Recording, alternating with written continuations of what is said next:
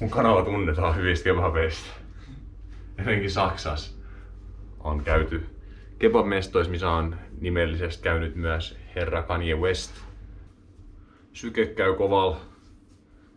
Kaikin puolin odottavainen ja jännittynyt tunnelma, koska tänään näin Williamin kanssa testaamaan Yetis kebab.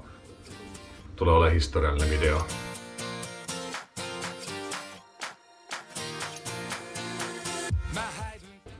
Ja mun täytyy hieman alustaa tätä päätöstä, minkä vuoksi me ollaan menossa Yetissiin. On se, koska me käytiin Williamin kanssa aikanaan Turussa syömässä Wotis, Pietron kebabmesta. Ja harmiksi täytyy myöntää, että silloin kebab oli vähän turha paksua, omaa makua. Avoimin mieli mennään.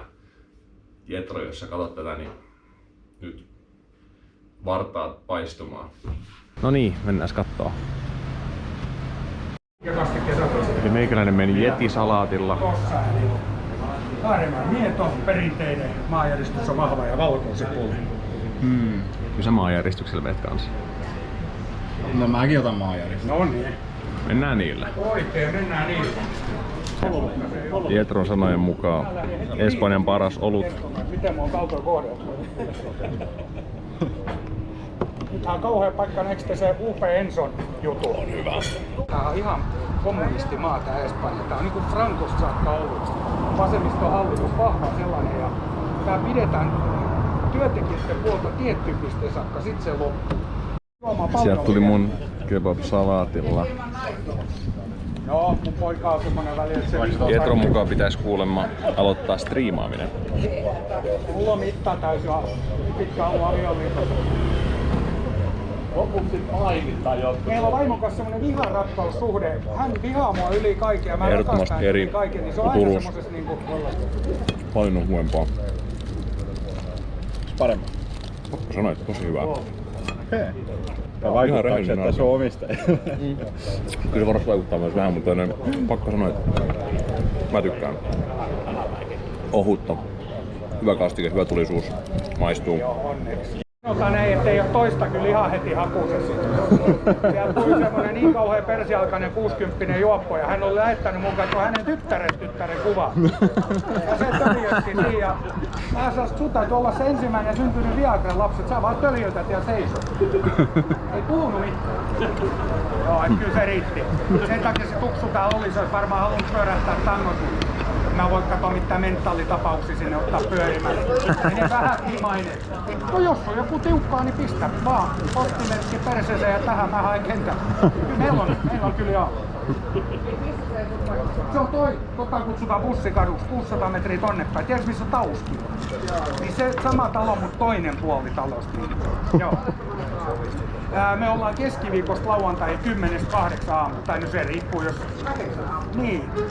Siellä on väliin vedetty ilman non-stoppinakin pari päivää. Mulla oli siellä semmonen kuin Michael the Sex Machine. Muistaaksä semmosen kuin Michael the Sex Machine? Mulla oli sen poikaystävä tuo esitymässä. Ja se sanoi, että eikä haittaa, että hänellä on aika iso toi veivi. Ja mä sanoin, että no, ei kai se mua mitään haittaa, että se on hyvä vaan. Se löi sen pöksyistä esiin siihen, niin se oli kuin vauvan käsimäistä, herra isä. Se sanoi, että ei täällä ole muuta enää kuin viihdearvo, että heiluttelee. Ei se mitenkään toimi. Ei ole toiminut 10 vuotta. Jos se lötköttää. Mä helikopterin laulaan, ja kyllä se poika antoikin koko yön se huudatti itseään. 5 aikaa mä sanoin, että kyllä täytyy nyt mennä nukkumaan. Ei täällä ole asiakkaan ollut 2 tuntia. Sulla on täys show päällä. Maistuuko? Maistuu tosi hyvältä. Hei, Noniin. mun on pakko sanoa, me käytiin Turussa silloin aikanaan. Joo. Oliko se Wotis silloin? Se oli Voti, mä ostin Votiksen aikoina, joo.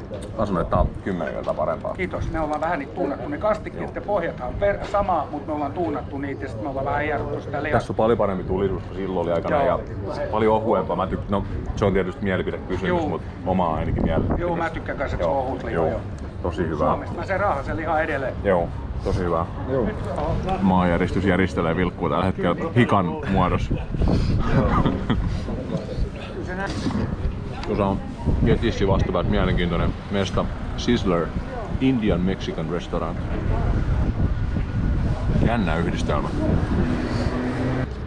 Mikäs sun Jetro sai kebabpilan perustamaan aikanaan? Se oli semmonen 7 vuotta sitten, kun mä tulin Hollywood-nimisessä työkierrossa tulos Tallinnassa umpikännissä 4 aikaa ja tajusin, että eihän täällä ole kauhean nälkä, niin ei ole kebabpilaa missä.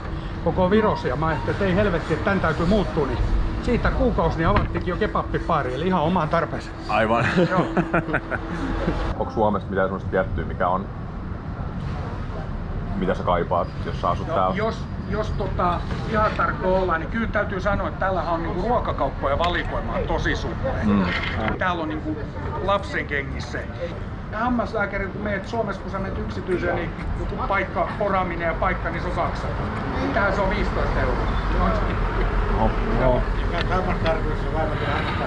Hyvään paikkaan sä muudet. Joo. Mitä mieltä sä Jetro oot tosta? Sä varmaan tiedät Torreviahan. Siellä on myös suomalaisia. Joo. Onks kumpi paikka sun mielestä parempi? Torreviahan on niinku semmonen köyhän miehen koekirolla. Kattokaa Jetro-tubesta, mulla on siellä kyllä Alicantesta ja Torreviasta video. Tulee se Penamadena satama allas. Jos tarkkaan katsotte, niin siellä voi nähdä sillanpäin eri uimassakin. Se on pari kertaa kännistä pudonnut parvikkeessa. Siinä on kivoja ravintoloja ja tommosia istupparipissejä. Se on se, ketä on laulanut sen biisin. Joo. Sitten siellä on se linna.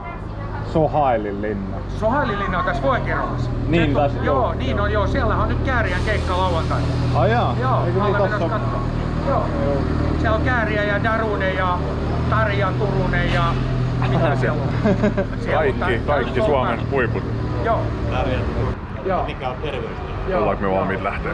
Siellä on Nerjason tippukiviluolat, ne kannattaa. Nyt kun ajellaan tässä rantaviivaa pisin, täytyy sanoa, että Yetis oli successful, oli onnistunut. Voi sanoa, vaikka ei oo omistajaa istuus vieressä. Menisin uudestaan.